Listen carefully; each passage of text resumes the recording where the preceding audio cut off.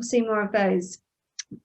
Welcome everyone. We are really looking forward to our California fine wines tasting this evening. We have some amazing guests. We have Gavin Shannon from Shannon Wines. We have Bob Varner from Varner Wines, and then soon joining us, hopefully, we'll have Jeff Nelson of Liquid Farm. We have the wonderful Amelia Singer, who will be talking us through with the winemakers, all about California wines, but also focusing on kind of the Central Coast wines and how, those have been developing and getting more attention. So we wanted to, before we start, I just, a couple of notes to everyone. We've got quite a few new faces today because we've got people joining us from the US. So I want to say thank you for joining us on your lunchtime. Hopefully you've got a little glass of something and some nibbles to see through your lunchtime. Everyone in the UK, hello everyone who's new, and also everyone who's joining us again. Really nice to have you back. So we'll be going through 3 wines today.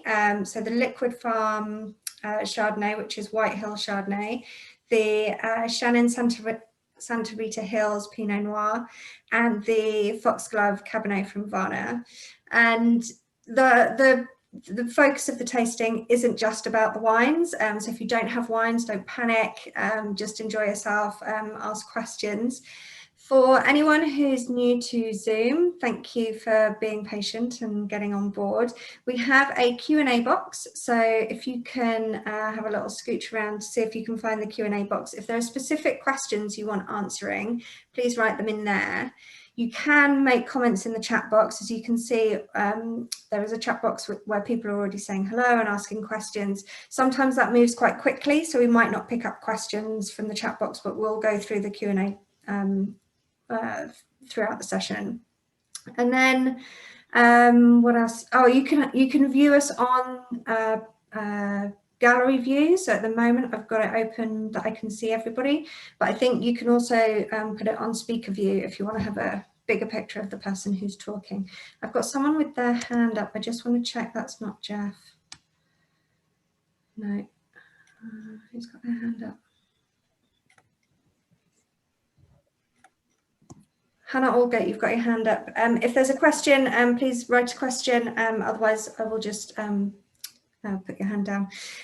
So first of all, we just wanted to say that there have been quite tragic wildfires in California and surrounding states, and they've had real impact on the vines. We will be talking about that later on.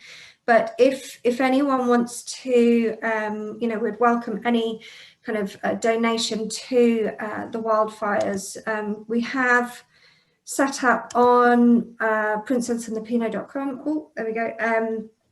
At the bottom there, if you go to my homepage, there's a link there to go through to the Wildfire Relief Fund, and that donates the money to different states. It's not just California, it's 2 different states to help support all of the fight against the wildfires out there. So please do donate if you are able. Okay, to start off, I'd love to invite, because Amelia is in California, so this is a pretty special session for us, just to talk us through kind of your journey with Californian wines, what you see as kind of, the next thing and how it's been developing, because it's known to be, your big hitters, isn't it? Well, I mean, I'm half Californian. I'm actually, not that you could tell from my accent, my mum and uncle are actually 6th generation Californians, but from Northern California. They were up in Mendocino from 1848. So actually California had only just recently become part of the United States. I know, it's totally conveyed in my accent. So, I mean, I have like family up in Northern California. I've spent time in the bucolic beauty of Mendocino, which I adore. Of course, Napa, I think of as like the adult kind of Disneyland, or like kind of Peter Pan, Never Land. You can just eat, drink, play golf, go to the, wonderful spas, whatever. It's very manicured, pedicured. Sonoma, I kind of find like a little bit more even the landscape changes. It's a little house on the prairie, kind of rolling hills. It's a bit more bohemian. It's a bit more relaxed than Napa. And then, I just saw something, Jeff. He's jumping on in 5 minutes, guys. Cool. So I'll just carry on with my wine waffle, and then hopefully, when my waffle is done, Jeff will be here. But I must admit, I came to the Central Coast fairly later on. It was 2013. Which is quite an iconic year. I later found out why, actually, for particularly the Central Coast in particular. And I went with my grandma. It was meant to be she lived in Irvine, Orange County, and it was meant to be a kind of 3-hour trip up to Paso Robles, to Cambria. And then we were going to go to Tablas Creek and Saxum and to those. We somehow got lost in the Mojave Desert. So what should have been a kind of 3-hour, 4-hour drive ended up being 8 hours. I was like, I thought we were meant to be seeing the ocean. We actually saw tumbleweeds. So that was like a whole nother adventure in itself. I'm never going with my grandma again on a wine trip. But anyway, and that was wonderful because I appreciate the Central Coast from Tablas Creek, which is an iconic winery set up in 1989. The Haas family joined up with the Perrin family in the Southern Rhone to create this iconic winery, which really placed the Central Coast on the world map in terms of dealing with Southern Rhone varietals. So you're having wonderful Grenaches and blends, and I'm a huge Rhone fan. So for me to go to this amazing winery, and they work with biodynamics, and just hearing about this wonderful relationship and friendship and collaboration between these two families on either sides of the ocean, it's a wonderful place to go. So that was fantastic. And then I went to Saxum, who kind of he was like, I think the first person in Central Coast to get 100 Parker points or something like that. Not that that's a big thing, but what I'm talking about is they're kind of big, expressive, opulent wines. But later that year, I went with my friend who has a French wine bar in LA to actually do some punch downs in Santa Barbara with Raj Pa and Sashi Mormon, who work in Santa Rita Hills, which is, again, as opposed to being in Paso Robles, which is much further inland and on the whole deals are kind of bigger, I would say, expressions and lots of Cabernet and Zin and that kind of thing. Suddenly we're in the Santa Rita Hills where you have a maritime climate, completely different soils, and almost kind of these electric, nervy, tension-filled kind of Pinots and Chardonnays. And that year also, John Bonnet, who is a very prolific wine writer and critic, had just written, I think it was like The New California. He'd just written his very influential book, The New California, in 2013. And it was all about how actually Californian taste was changing. It was all about the movers and shakers of this whole new balanced style and this whole new movement, which is kind of sweeping the States. And actually, it wasn't just about big Chardonnays and big cabs and that kind of thing. And that helped put a lot of Central Coast winemakers on the map. So I don't know, like for me, that was like a very interesting year where I was appreciating all these different kinds of styles. There's all different kinds of writing. There were all kinds of old and new kind of wineries being flagged up for different reasons. And 7 years on, I would still argue that the beauty of the Central Coast and the beauty of Santa Barbara, which is actually going to be shown even just between like two producers here today, is that so many different styles can coexist.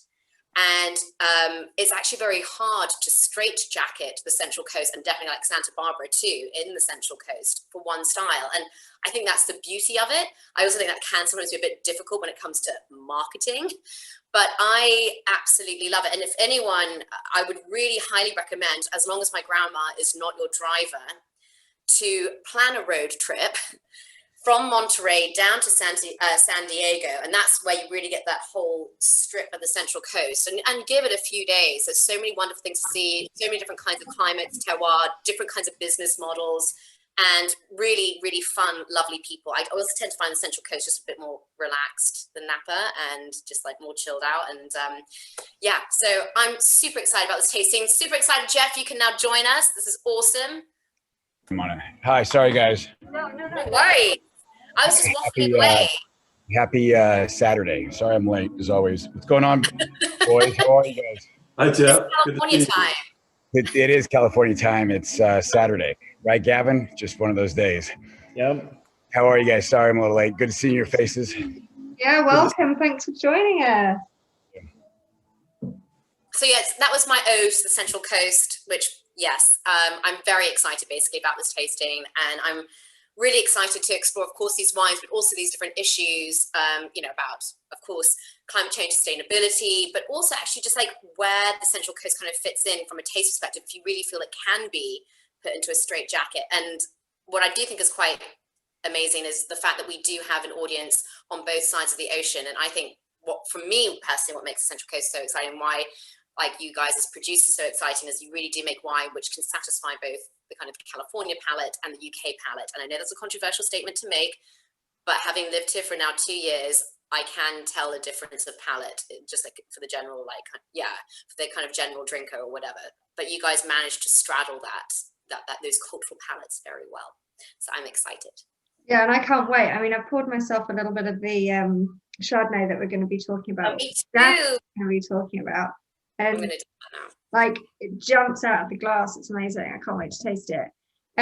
Jeff, do you want to start us off with a little bit about Liquid Farm and, you know, the ethos of your wines, your winery, where you come from, and how you developed this wine? Sure. I'm actually in the tasting room today, so sorry I'm a little late.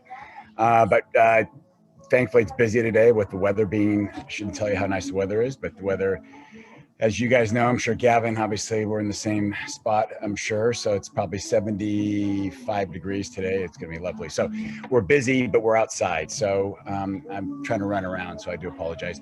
I started the winery in 2009 and was really out of mere fact that I didn't really drink local. I ate local, but in Los Angeles, but didn't really drink local wines.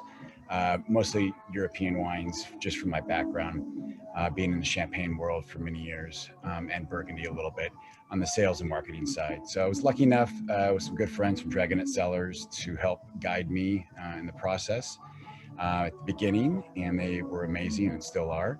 But I've got one of their brother-in-laws is our full-time winemaker, James Sparks, who's amazing. So yeah, it's been a good, you know, we started very small and the focus was on Chardonnay and more of a Burgundian style. So that was really the focus.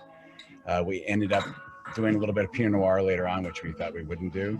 And we also made a Champagne out of France, which we always hoped we'd do. So that'll be here in February. So I'm excited about that. Yeah, sounds good. I find your story so interesting too, because you didn't think you'd go into winemaking, and you went into it like you'd had already like a fully fledged career for 18, 19 years already in the wine industry before you kind of really went down that route. What made you choose to actually, I know you've been like distributing wine and working for champagne houses. What made you decide to go into winemaking, and actually why did you choose the Central Coast to do it? Well, I mean, the business itself, I kind of fell into just out of college for a job, even though I paid $18,000 back in 1990.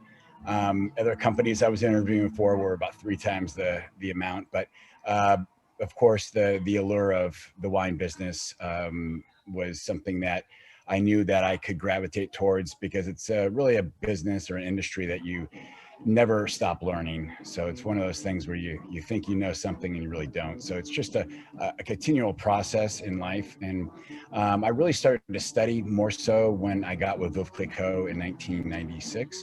And then I studied, took WSET level 3 advanced, took a year-long course, viticulture enology at UCLA. So I decided to study a little bit more and really get into it, knowing that I had to up my game with Veuve Clicquot. And at the time it was actually just Clicquot Inc., which was actually kind of nice. It wasn't Louis Vuitton, but Hennessy. So it was a very small company at that point in lots of ways, but still very creative and dynamic in others. So it was a great experience. So that really kind of guided me to stay in the Champagne world, and also try to eventually, once we got into the winemaking side, always wanted to be entrepreneurial. So that was really the goal. Always thought about other industries, but then realized after, I don't know how many years, that I've been in this business, I might as well try to do something, you know, in it. And I was looking at importing at one point. But thankfully with Brandon from Dragonet Cellars, he kind of guided me to the area. Lived in LA. So Temecula, as Gavin and Bob know, are not the most highly acclaimed areas. So Temecula was not on the radar, and the closest really area was Santa Barbara County, and Santa Rita Hills at the time was still somewhat unknown for Chardonnay. Only about 10% of the plantings were of Chardonnay. I think now maybe only 15%. Obviously, Sideways made the area famous with Pinot Noir. But in my opinion, and maybe a few others, Chardonnay is really kind of the king and queen of the varietal in the area. So I was lucky enough to kind of dive into this area and learn more about the soils and everything else to really kind of basically affirm that this is the area that can not rival Burgundy, but at least be in the same page as Burgundy. And I'm so excited about that because like Chardonnay is my favorite variety. So, you know, we could have done a whole Californian Chardonnay tasting because I absolutely love it. But your style is not typical California style. What in like is it just from your background that you think, oh, I want to make old world wines, or is it just because you make what you want to drink? I mean, it was the background for sure. And I was working for William Febvre, Chablis, and then also Bouchard Perry-Fils. And I was working with those guys back in the mid 90s too with Clicquot, at least Bouchard. So that was really the catalyst that got me into Burgundy in 95, 96. And that was really the catalyst again to try to produce something locally that I wanted to drink, that I could put my stamp behind. And Chardonnay at the time was a little over, ripe and over oaked, and had obviously different profiles. I kind of look at Chardonnay as kind of the tofu of grapes. You can kind of dress it up and it still tastes like Chardonnay in some ways. But there's a lot of different expressions of Chardonnay out there. And we wanted to take really the most minimalistic approach. And how it really started was with 4 barrels from Kessler Hawk Vineyard, which is a brand new vineyard in 2009. I could not get in and get any fruit in 2008 because the economy was still good. 2009, everything, shook out. But got on with a new vineyard with Dan Kessler Hawk Vineyard, which was great. And we got 4 barrels from that first vintage in 2009. October 5th was the harvest there. October 5th was the harvest date on that one.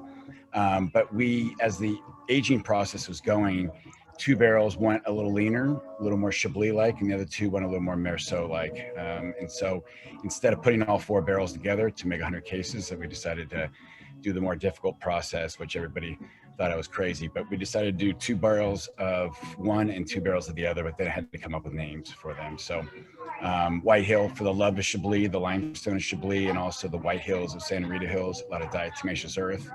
Yep, you got your soil. Very similar to Champagne in some ways with chalk. Exactly. Glad that arrived okay. And yes, all in one piece. This is that. Explain what this is. What did you ship me, Jeff? I'm glad I didn't get caught in the mail, and never mind. Diatomaceous earth. Yeah, diatomaceous earth. So single-celled microorganisms that really make this area, in certain parts, more so in the southern parts of Santa Rita Hills, the Southern Valley. But you get a lot of that throughout the area, and I think it really adds a lot of benefit to the vine, similar to Champagne with chalk. A lot of reflection back as the area is so cool, and lots of wind coming off the ocean, which is about 12 miles from probably the start of the AVA in Santa Rita Hills. So it's very, very cool. There's no mountain range to block it. The mountain range is east-west. So it needs that extra light from the soil to get the photosynthesis process going. So there's a lot of benefit from it.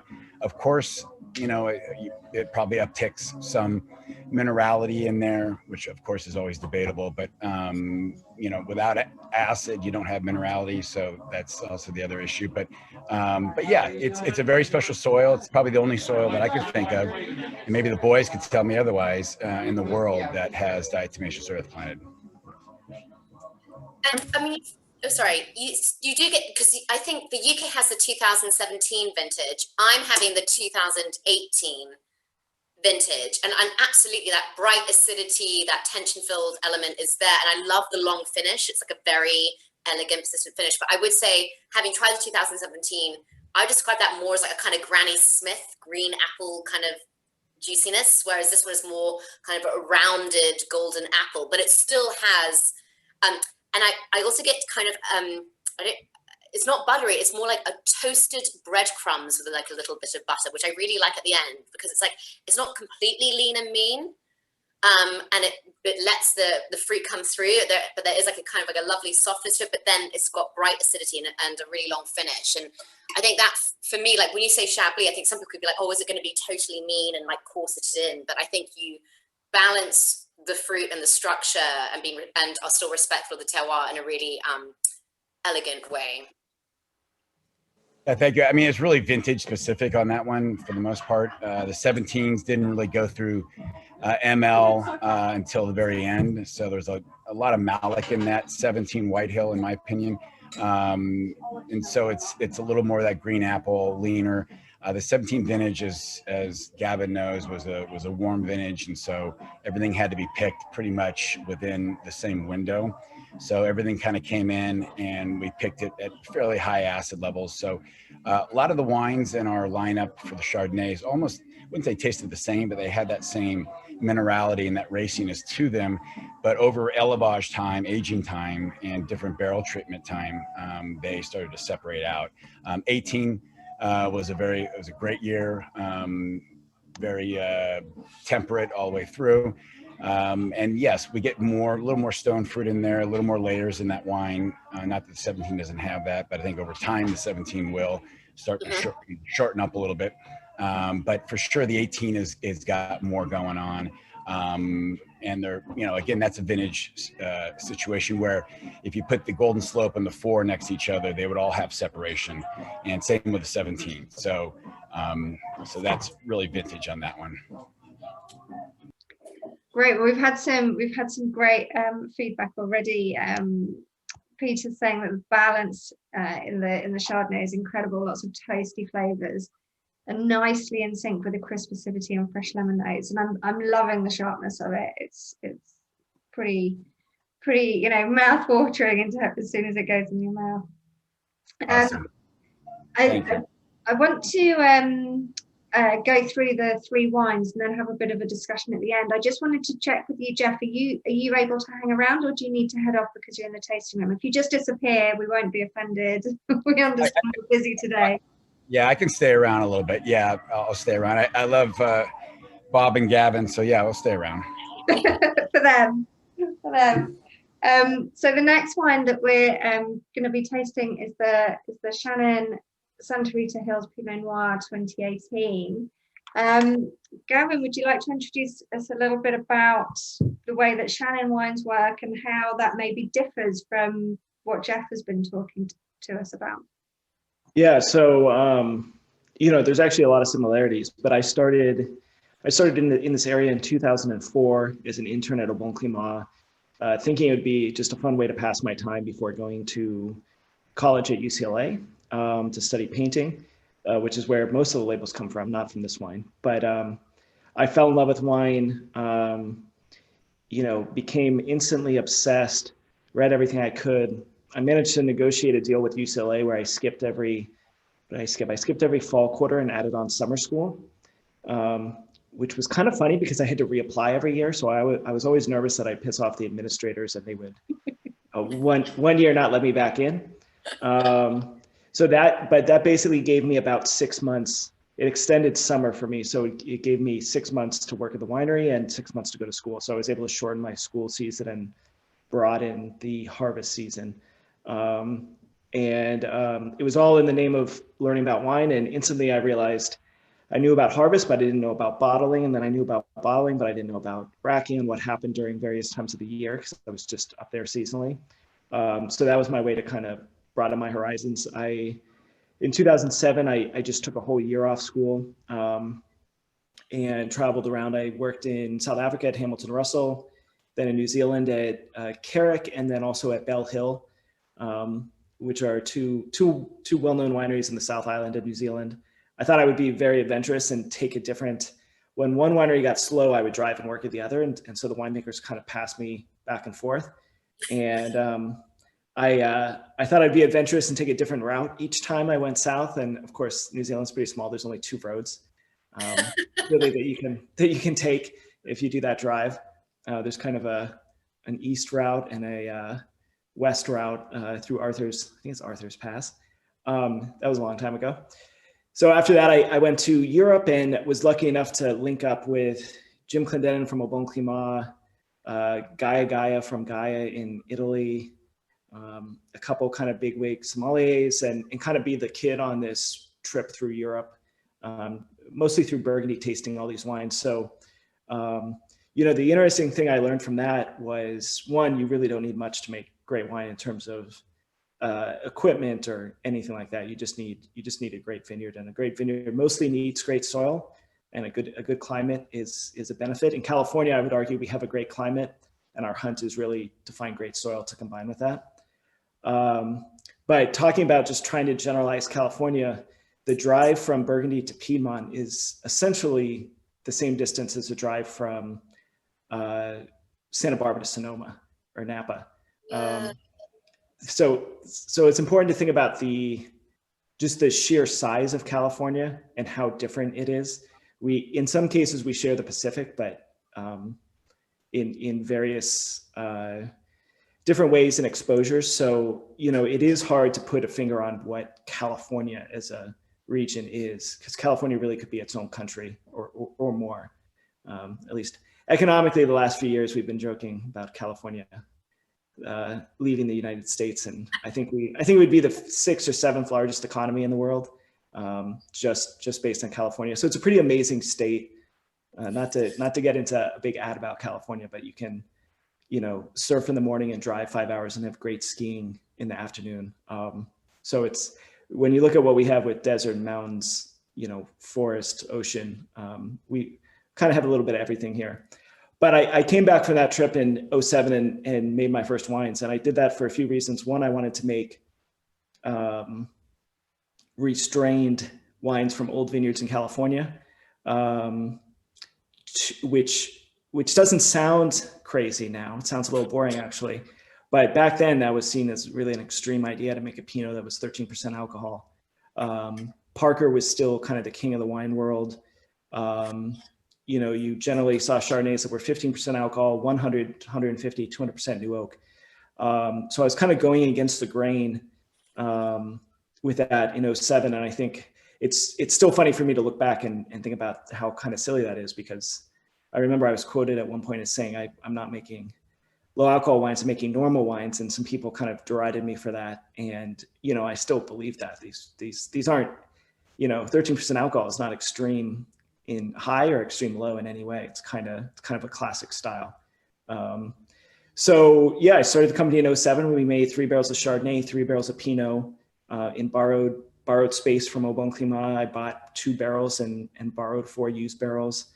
And that was pretty much it. When I left Au Bon Climat in 2012 and went off on my own 100%. And Au Bon Climat is a great place to learn because we made so many different things. It was Au Bon Climat and Coupé, so there aren't too many varietals. I mean, there's thousands of varietals I haven't seen, but I've been lucky enough to see and help make, you know, probably 40 plus varietals, including Tokai Friulano from Biennacido in a cool climate.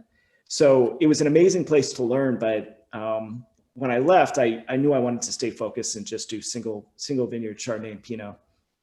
And in 2015, there was some extra fruit available from some great vineyards, and the vineyard business is not for the faint of heart. And basically you spend 200 plus days growing fruit, and you have depending on the season, you hit a certain point where if the fruit isn't sold, you have maybe 10 or 20 days to sell it, or it's just a total loss.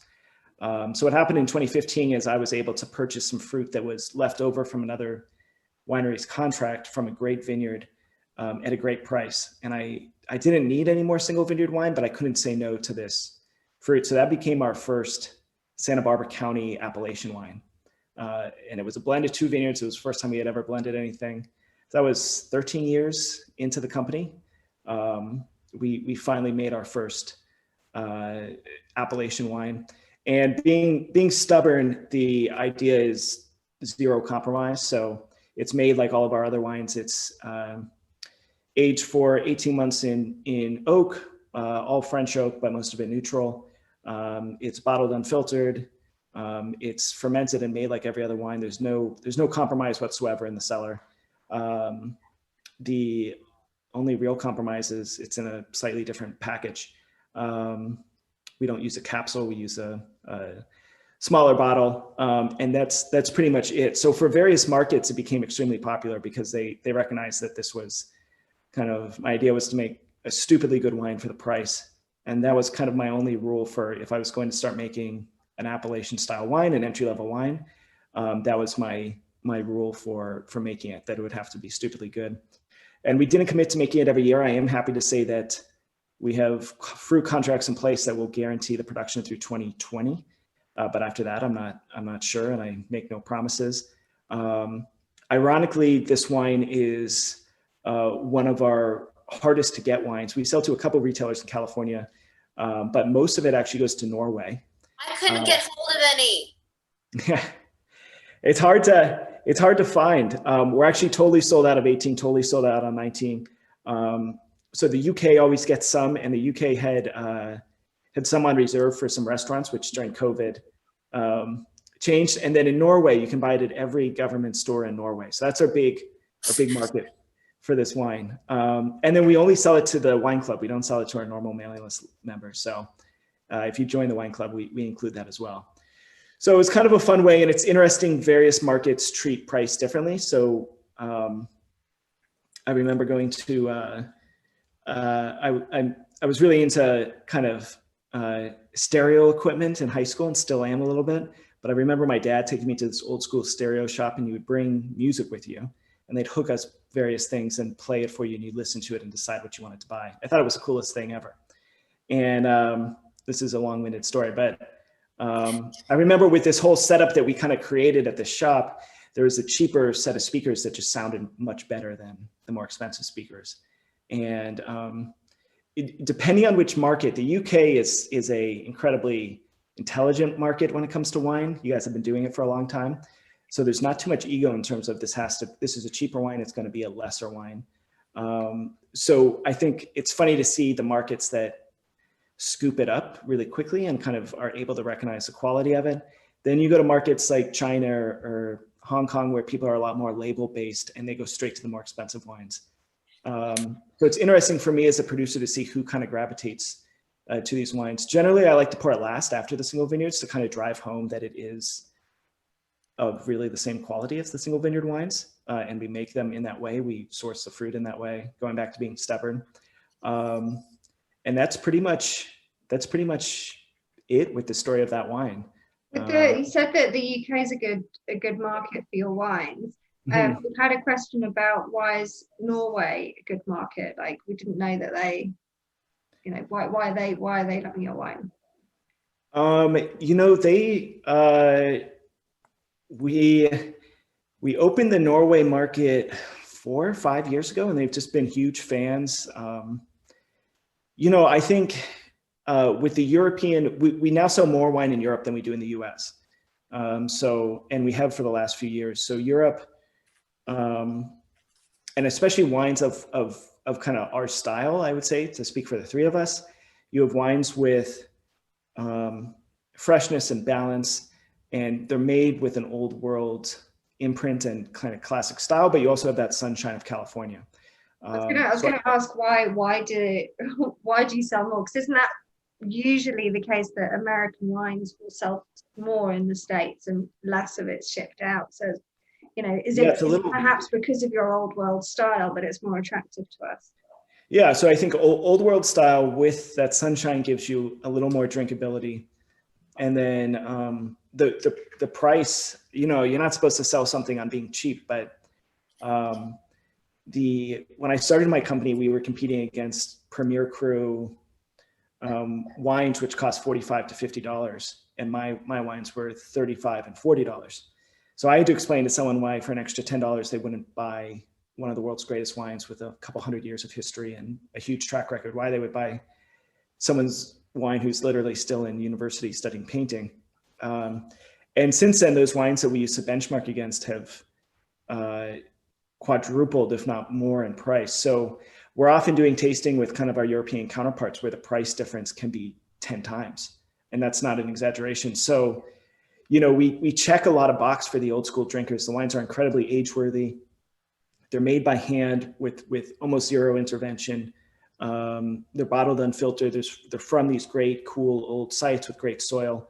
And then you add in that kind of California sunshine and approachability element to it. And I think we hit a lot of boxes. And I like to joke that we're like the school night wine for the serious Burgundy collector in Europe. So something to kind of drink and be a little more approachable. And the wines aren't cheap by any means, but I think they do over deliver on value, and that's always been a goal. And as rare wines in Europe rightfully become more expensive, that ratio turns in our favor more and more. So it's a good little spot for us. Oh. And I wish I would be happy if Burgundy was cheaper, by the way. I would like to go back to the old days if I could. I know even the classes they're teaching at WSAT, like education courses, they just can't get in the same Burgundy examples as they used to, even just 10, 15 years ago. Yeah.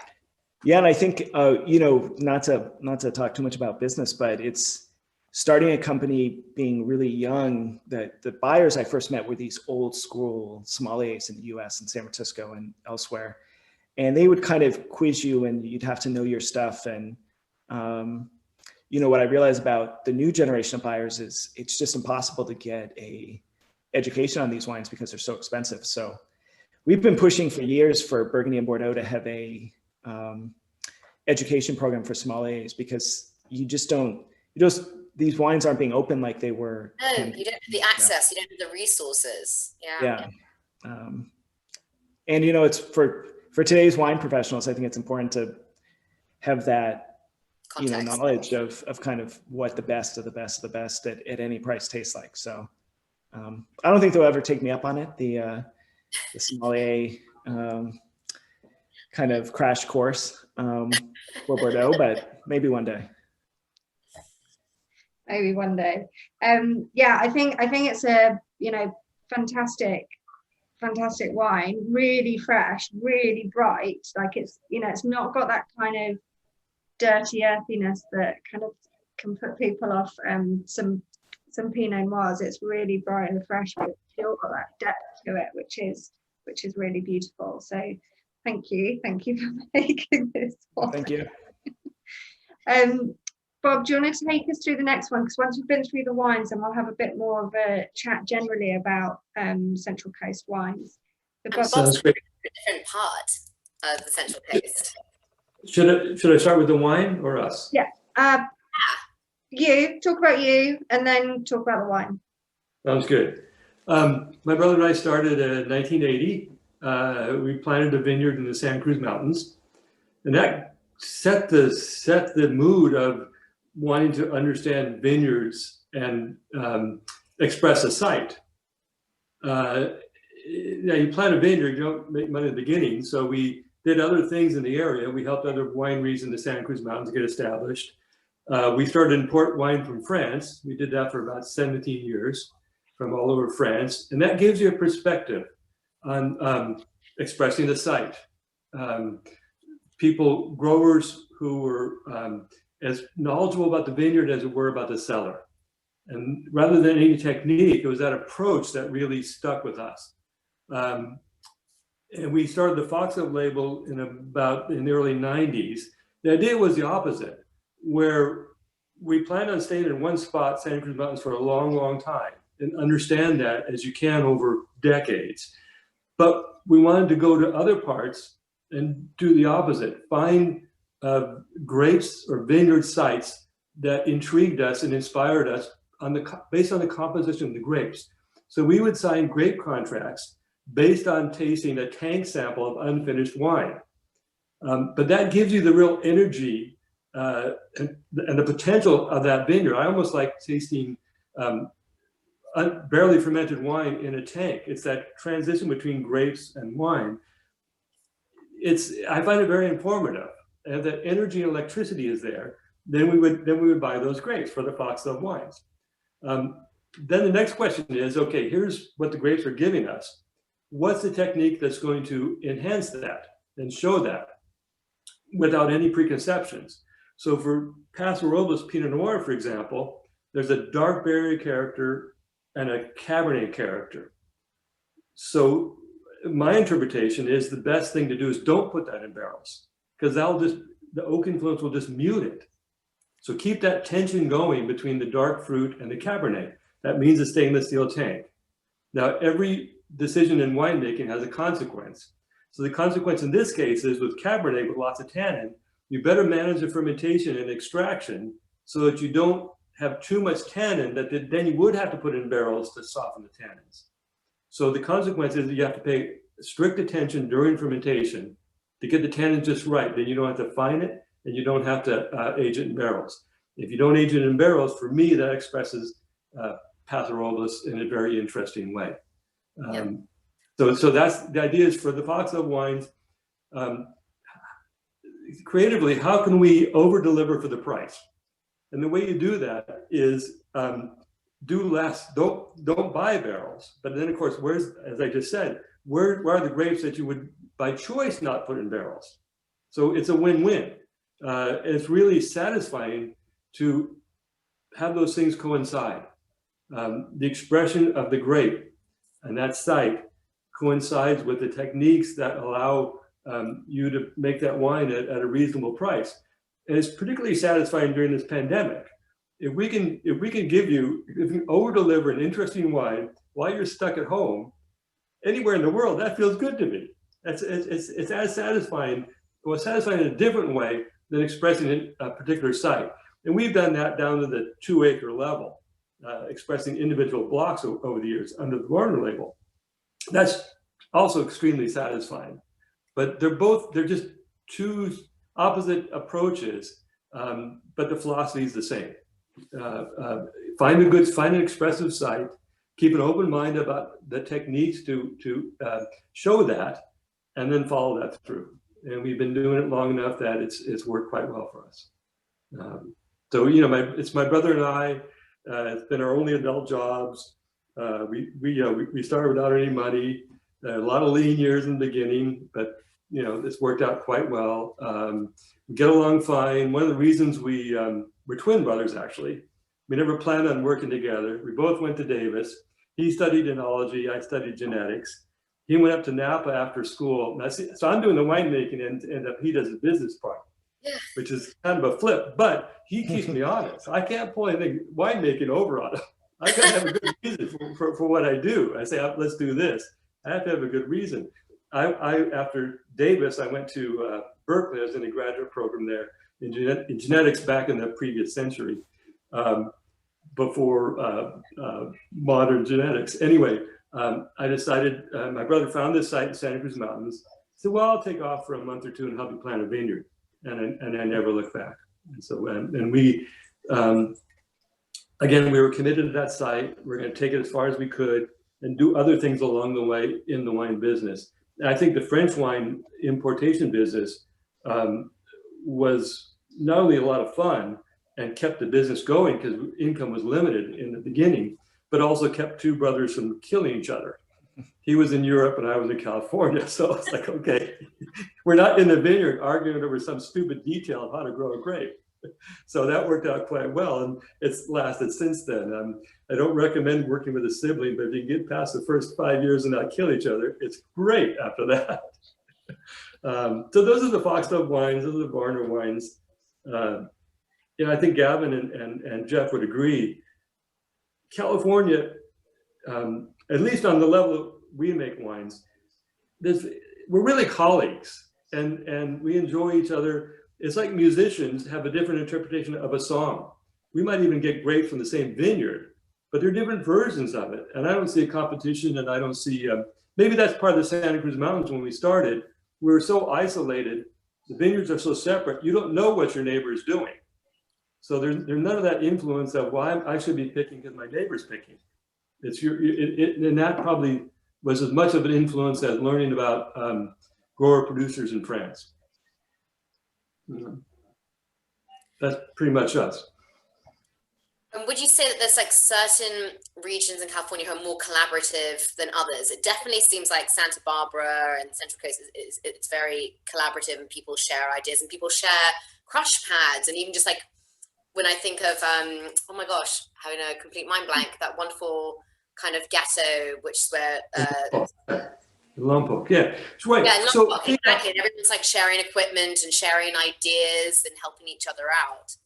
well, Jeff and Gavin can put their 2 cents, but there's 2 reasons. One is that you would help someone because you're going to need help at some point.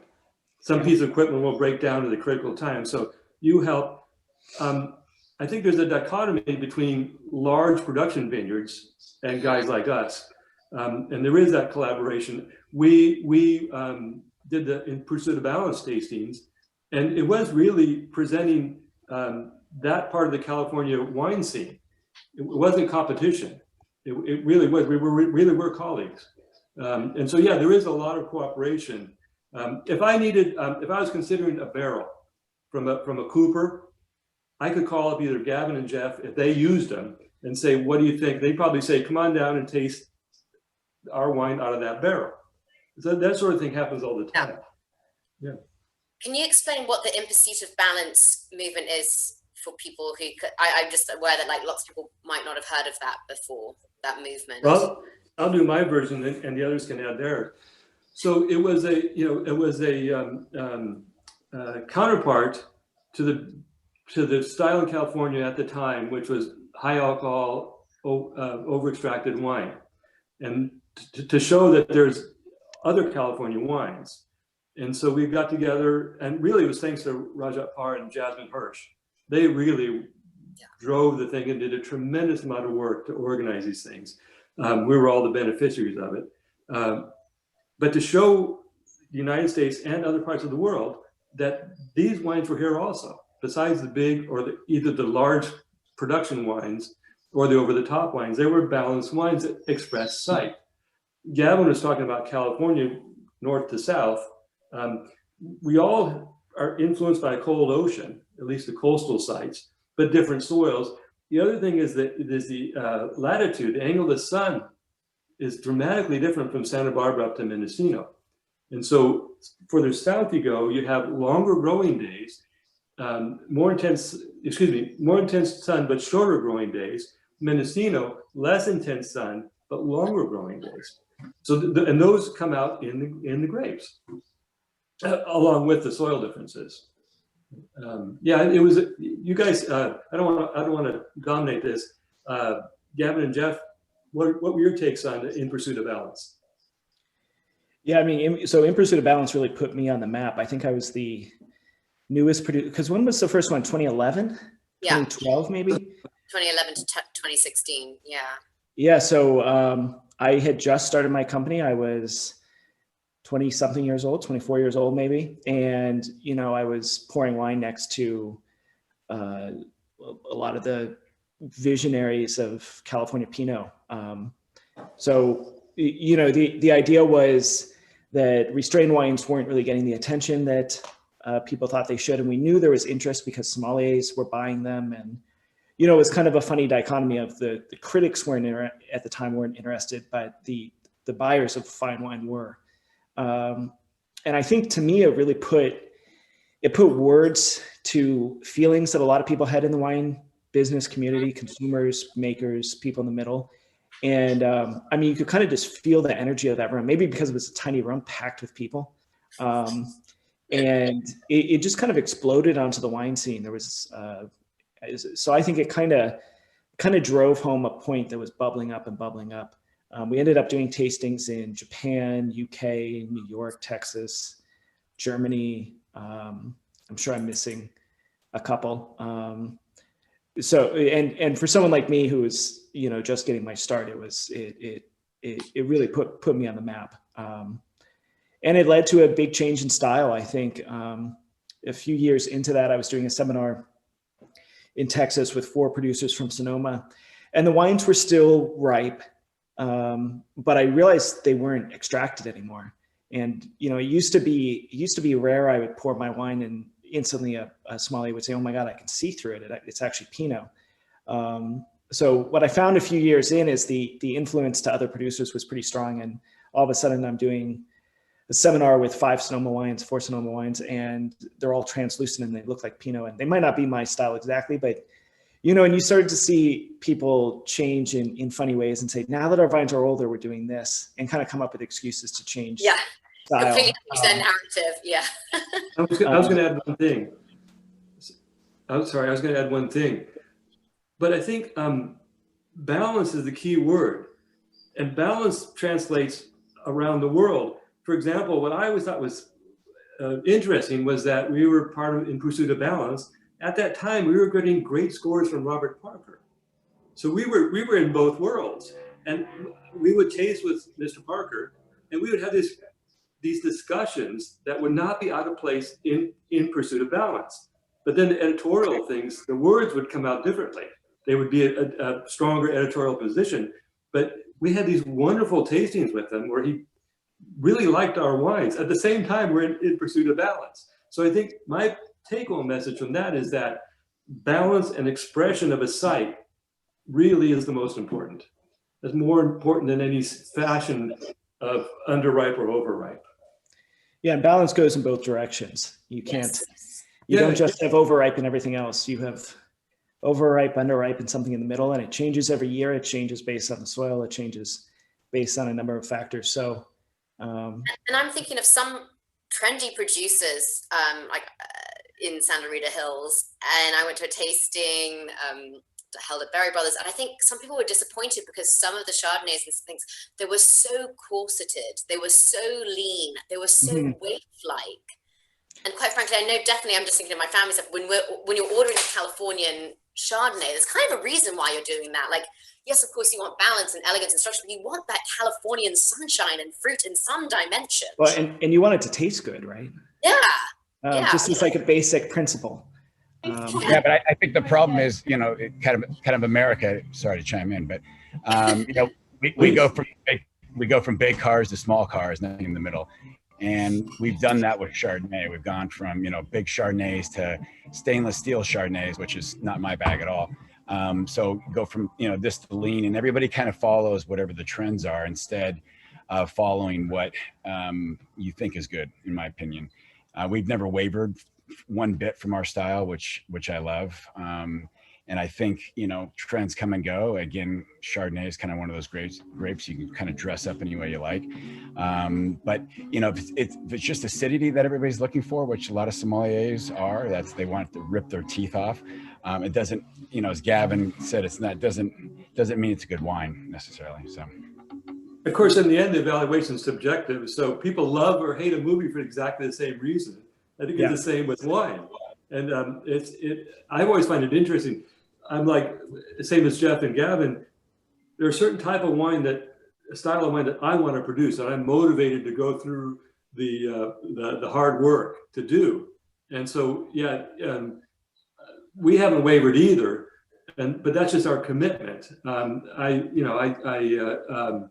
I'm glad for the wide range of wines. Yeah. And I would say with In Pursuit of Balance ending, one of the things I've been happy to see is that we're no longer in this style battle of ripe versus balance. Thank you. All these things kind of coexist. And I think that's positive. And I've been misquoted many times saying I want this style to end and I don't want to see another ripe wine, and that couldn't be further from the truth. I make a very specific style. It's a style I pursue. But going to what Bob was saying, it's also funny to see other people taste my wines and they see elements that I'm not necessarily focused on and things that they really enjoy. So we actually, we're able to be a small winery and go after the idea of just pleasing a very small percentage of the wine drinking community. But we also kind of hit all sorts of different drinkers because there is that sunshine, there is that texture. So I've been surprised over the years that what started as kind of a counterculture style is now appeals to such a broad audience, trying to find that balance in the middle. It's something if I had heard myself say 10 years ago, I would deny wholeheartedly. But I think when you do truly make a balanced wine, it's amazing how many people you can appeal to. Yeah. And if people like fruit and they see the fruit, they enjoy it. And if people like acidity, they see the acidity and they don't, and that to me is what balance is all about. So somebody said that in California, you've got the fruit, you're looking for the structure and the balance. In France, for example, you've got the balance, you're looking for the expression of fruit. And you're just coming to this, trying to get the same place from two different directions. And that's what nature gives you. Back to California and ripeness, you guys, Jeff and Gavin, I assume you have the same thought. After grapes get to certain degrees Brix, you actually lose complexity, you don't gain it. You may gain concentration by dehydration, but you can think of a grape as any piece of fruit, peach or an apple. There's that point of where texture and flavor is optimum. Before that, it tastes like an apple, but it's not right. Or then it starts to break down if you wait too long on the tree. But there's that perfect moment when you get both the structure and the flavor peaking. And if you pick then, you probably will be in balance if it's a good site. And that takes a lot of the mystery out of the whole thing. Yeah, I totally agree, Bob. The issue is where people plant. That's one of the big issues. There you go. That's whereas Burgundy and other areas in the world, are very stringent on what you can plant where. And as we've, starting to realize as an industry in California, we've got a long ways to go, but people are starting to plant where it needs to be instead of saying, I like Cabernet and I want to plant Cabernet in Santa Rita Hills. Or I want to plant Chardonnay, in Santa Ynez Valley. So, at the end of the day, you have to really go with what matches with what, and really picking is really the art, as you guys know. That's really where the art comes in, because if you pick a wine that you think is imbalanced and has all the flavors, then you don't have to do anything to the wine. Would you say that grapes even? Would you say that grapes are even starting to change because people don't feel like, going back to your point, it's almost like a confidence thing. People are realizing, we don't just have to rely on the winery.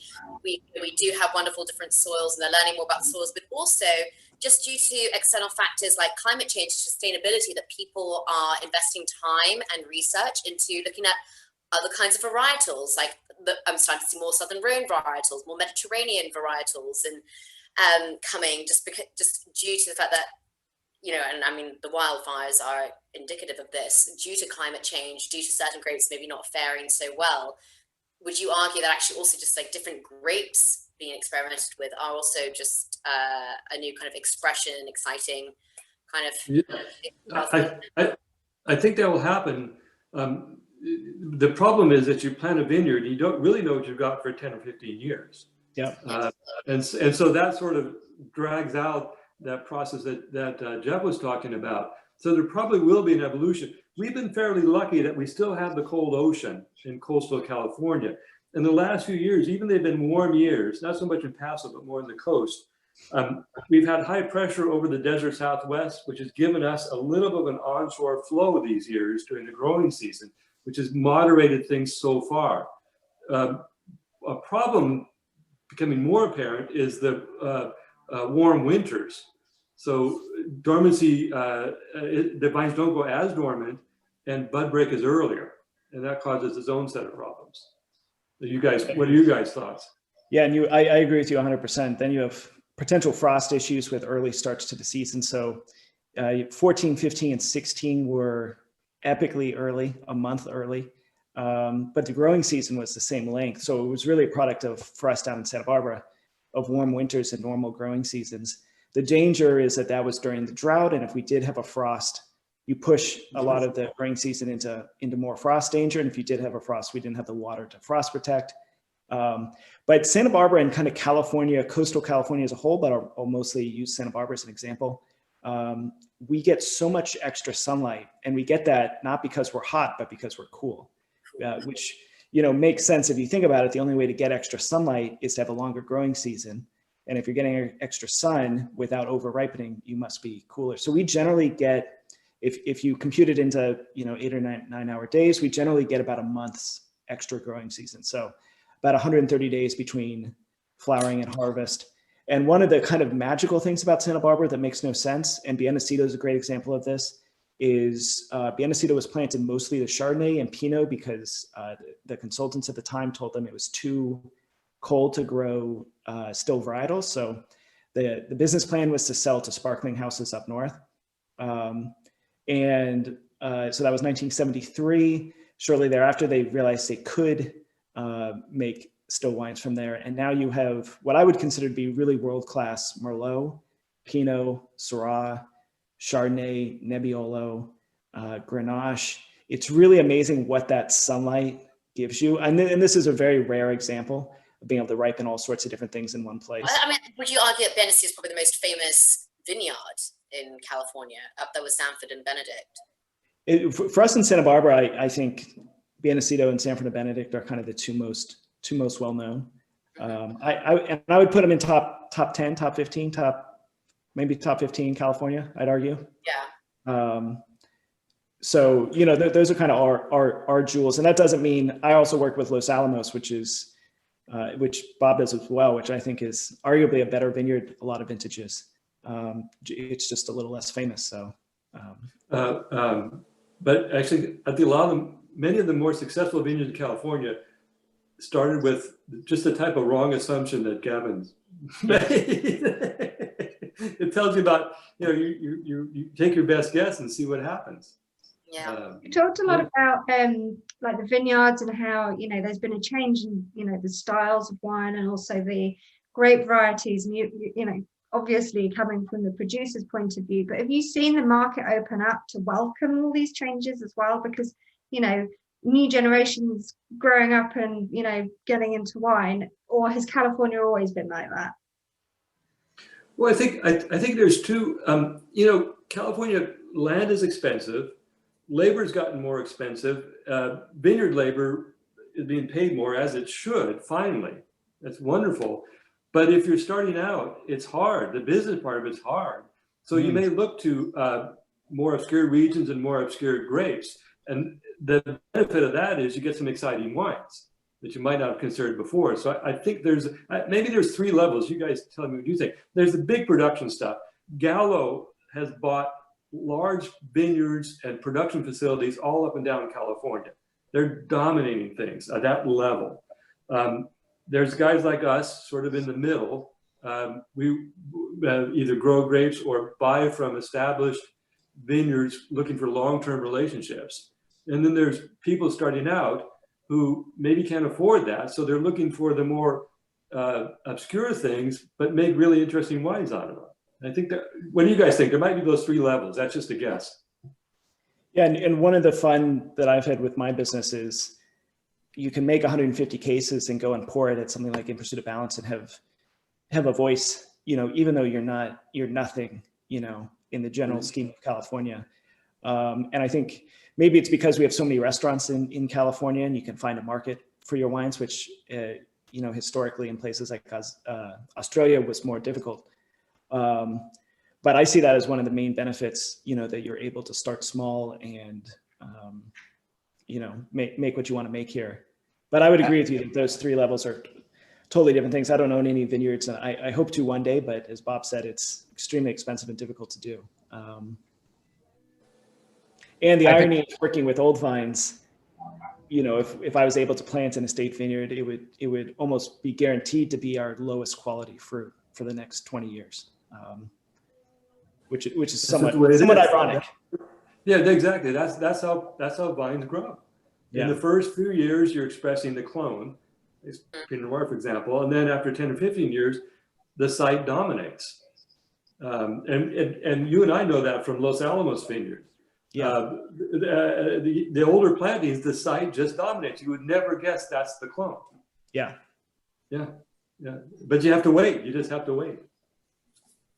Yeah, I do kind of going back to Gavin's point, though. I think there's going to be a lot of small producers that are not going to be in this business for very long in lots of ways, because, you know, how we built our business was through restaurants, and obviously restaurants are not a thing that people are doing.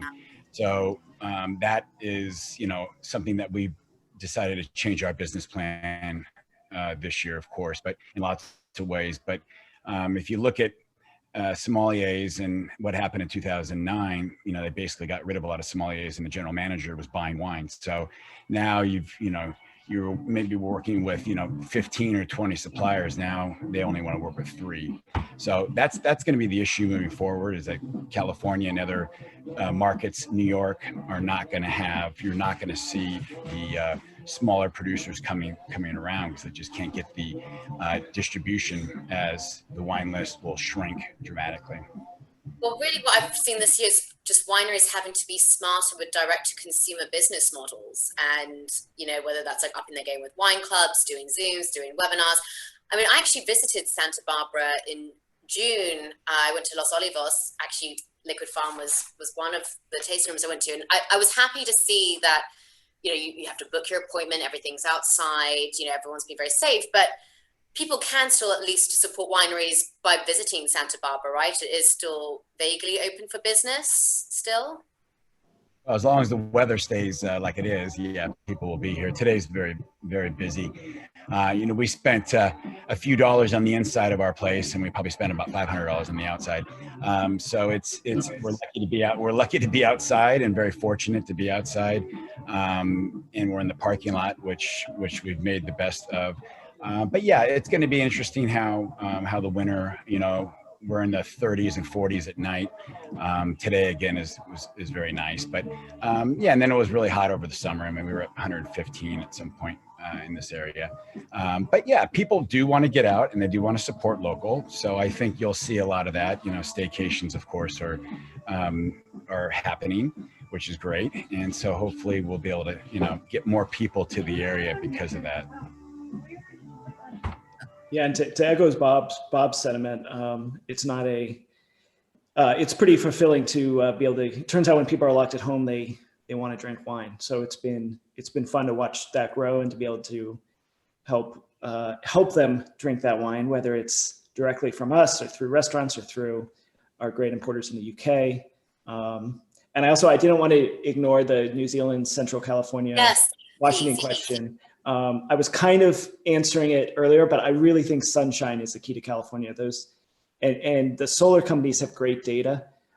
If you compare sunlight hours of growing seasons, whether it's Oregon, Burgundy, I haven't done New Zealand or Washington, but I assume they'd fall into the same category, is we get hundreds of extra hours of sunlight in California. And that's a product of the Pacific Ocean being cool, like I was saying. So to me, that is a crucial element.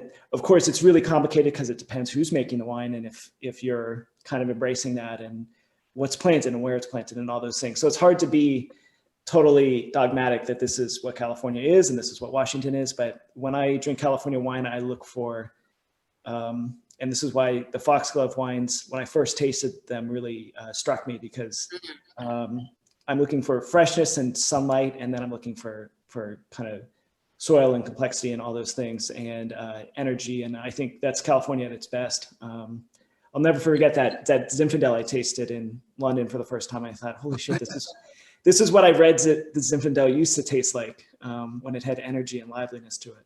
No, I'm Bob, like I got it here. It's what I love about it is, and you're going back to your point of tannins too, and wanting to keep the tannins, and not over extracting. And it's almost like kind of dark plums and like plum skins and bright freshness and kind of a resinous spice. And it's really, I can't believe that it's, how much?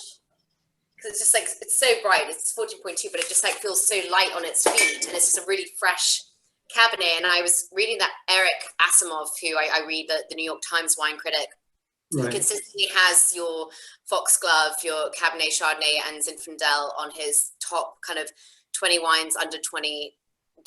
Just they really, really do shine at their price point. And I know that you have your Varner wines, which are in another kind of level, but it's just wonderful that you put so much care and in these kind of more like entry level, accessible wines. So thank you. Well, thank you. They're, creatively, they're just two different projects. The care is there just because that's who we are, but creatively, it's just coming from a different direction. For the Varner wines, is whatever it takes. I don't care what a barrel costs. If it's the right barrel, I'm going to buy it. for Foxglove, it's like, how do we make a better wine by doing less by choice? And creatively, that's an interesting, it's a very satisfying thing. I was gonna give an example for Gavin's. California, you get sunshine. That's the produce. Amelia, you know that. A California orange doesn't taste like an orange from Spain. They're just different. And so we're going to have the sun. If you think about the intensity of the sun, I always think of a leaf in a grapevine as like a solar panel. If you see the output when it's a cloudy day or sunny day, the leaf is doing the same thing, photosynthesizing. So we're getting lots of photosynthesis. And I think Gavin's point is exactly right. That's what we're going to have. And we got to bring in the other elements by sight or by treatment or by when we pick. But we're going to have the sunshine. And that's what we need to embrace and find the balance. Right. And this Cabernet, it's so juicy. Someone actually asked, I can't remember who it was, is there anything else in it other than Cabernet, or is it pure? This is 100% Cabernet. In certain years, we might add a couple percent of Petit Verdot, but this year is 100% Cabernet. It's from the east side of Paso Robles, which is a bit warmer, but it's up at about 900 to 1,000 feet elevation, north of the city. So we're off of the Estrella riverbed. The soils are more marine rather than alluvial. And I think that makes a difference. There also are older vines. And the nice thing about Paso is, in that part of Paso, is that you don't pay extra for old vines. And Cabernet in east side Paso, a lot of vineyards have been chasing the market. So they'll be grafted over from one thing to the next. And you look at a vineyard, you can see the graft unions as it's been grafted over every 5 or 10 years to the next hot variety. Well, Cabernet has always been popular. So you have some nice old vines that haven't been changed. And I think you've got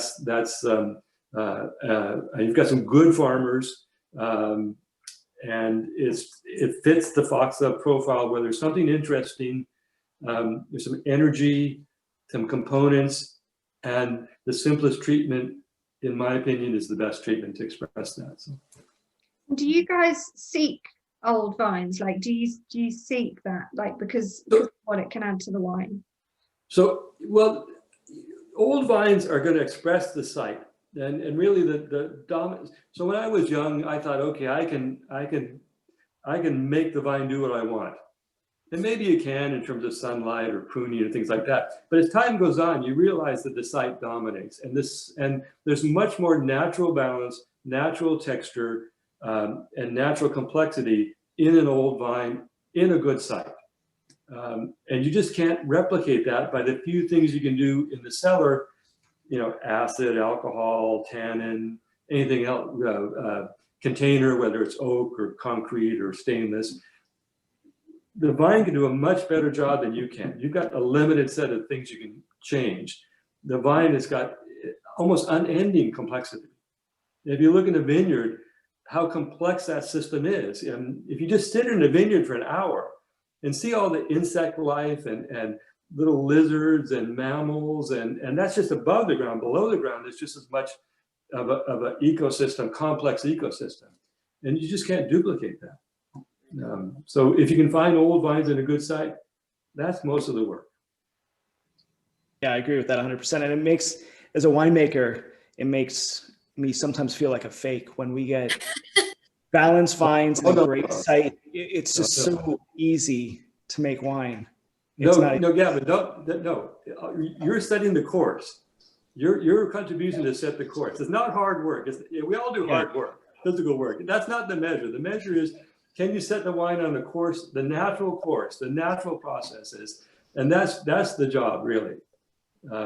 And understanding what's there and like which barrel, neutral barrels, how much to punch down, when to press. It's those little inputs that set the natural courses on the right path. So that's more important than physical work.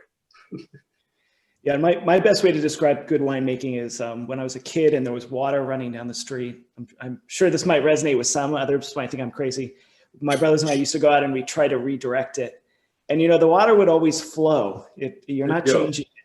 but you could kind of just push it off to one direction and make it go around this. And we used to have a ton of fun playing with stuff like that when we were younger. I also grew up in LA. So in Los Angeles, people from time to time empty out their pools. So that would be a thing. But, that's a great way to look at it. It reminds me of the old Fela Kuti song, the African musician, "Water no get enemy." Water's going to go where it goes. Yeah. That's it exactly. You got it. You can't fight it. You can direct it a little bit, but you can't fight it. Yeah. So don't fight it. Go with it. Yeah. 100%.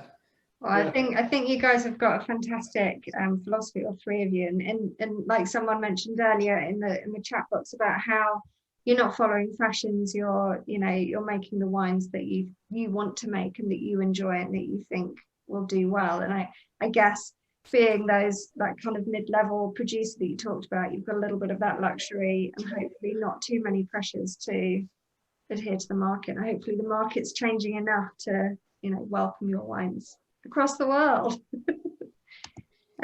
We're kind of running short for time. Amelia, was there anything else you wanted to cover? No, I think we've managed to cram in quite a lot.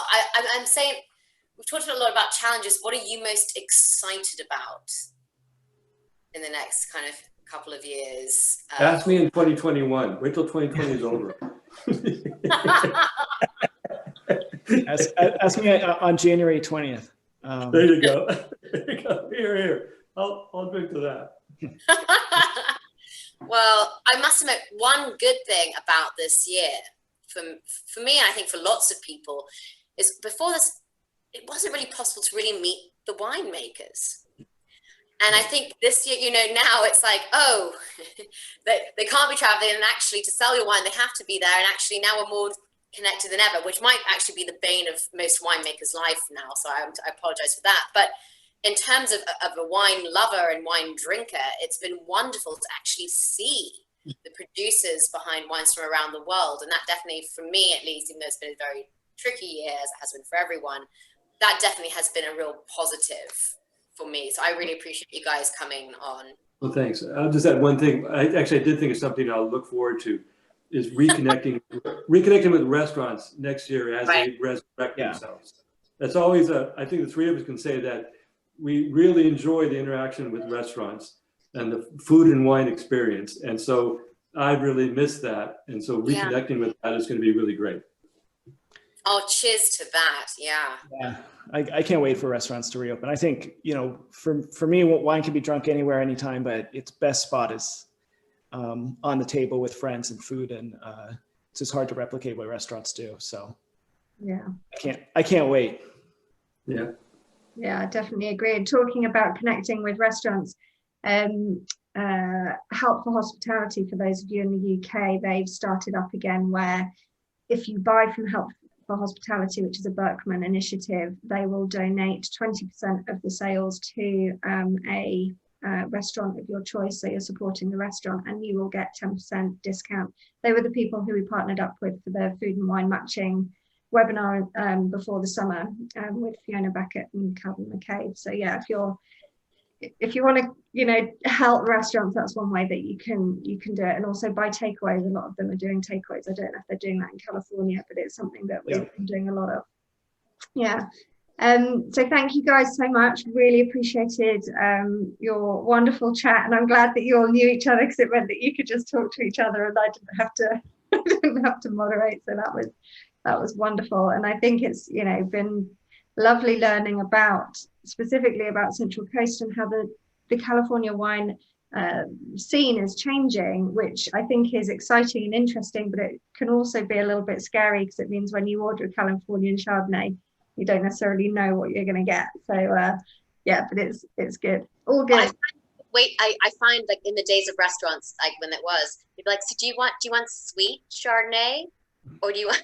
And that's like, that was how they, like, the waitress would like say to me, like, do you want sweet or like do you want dry? And like all of them would technically be dry, but I think she just like meant like buttery and oaky versus steel. But yeah, that was how they termed it here. So yeah, as we mentioned earlier, if anyone wants to help support the Wildfire Relief Fund, there's a link on my website, princessandthepinot.com, or you can just find it yourself. I mean, our webinars are free, so we do encourage we do encourage you to donate. Not next week, we used to do these weekly, not next week, but next month, so on the 3rd of December, we are doing a Côte de Rhône webinar with Cellier Dauphin, and Laurent Paré is going to be joining us. He's the chief enologist there. So, you know, one winemaker, a bit more in depth in terms of the different styles and range of Rhône wines and how the scene is changing there too. So it should be pretty interesting. And we have a competition running with them. So if you sign up before tomorrow night, you will be entered into our competition to win the tasting wines that we will be tasting during the webinar. Otherwise, visit my website and it'll tell you where you can buy the wines that we'll be tasting. There isn't go to this certain place for a tasting pack, but you know, you can go to the website and it'll direct you. The other thing that I just wanted to mention was James Llewellyn has made these beautiful wine maps, and he's giving all of you, well, those of you in the UK, 20% discount on the maps, or I guess he could send them anywhere in the world. They're mostly focusing on France, but they're to help with any study guides if you want the intermediate level, or the basic level is, you know, just if you want to brush up on the different regions. So yeah, so you might want to get one of those for the Rhône one. I just wanted to point that out. So yeah, thanks guys so much for coming on. I love California. I want to. It's going to be our, you know, first like big holiday after lockdown, because we've missed it so much. Thank you. Thanks for having us. Thanks for having us. We appreciate it. Yeah. You guys, thank you so much, and have a wonderful rest of Saturday. Enjoy that weather. Yeah, thank you. Appreciate it. Have a good one. Bye. Thank you.